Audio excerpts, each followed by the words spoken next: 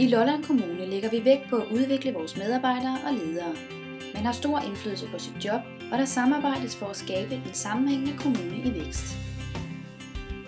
Line Yde Søndergaard er HR-konsulent, og Sune Lodal er ansat som controller i økonomi i Lolland Kommune.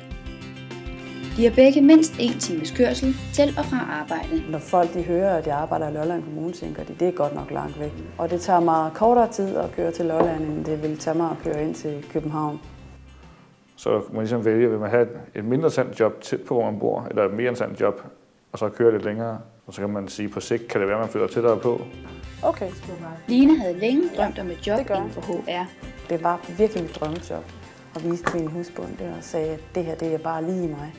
Men jeg ligger altså på Lolland. Et job med plads til udvikling og ansvar vejede tungere i transporttiden.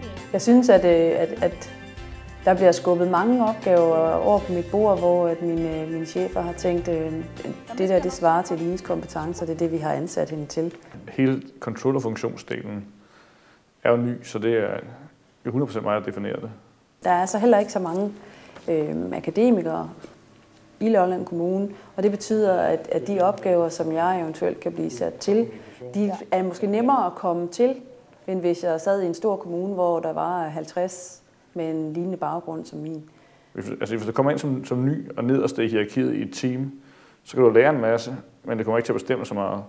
Hvor du sidder som ny og skal opbygge en stilling, så kan du jo bestemme 100%, men din læring er du selv ansvarlig for. Godt, så sætter vi bare det i værk. Super. Det er i orden. Tak. Jeg er 100% sikker på, at det er inden for HR, at jeg skal gøre min karriere. Hvis kommunen er villig til at udvikle stillingen, så er der helt sikkert store muligheder for det. Så jeg kunne godt se min funktion blive udvidet med flere mennesker.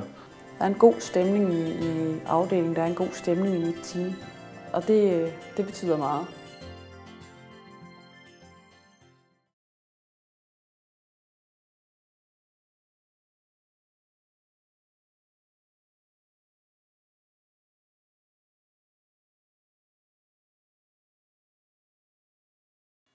De har begge mindst 1 times kørsel til og fra arbejde.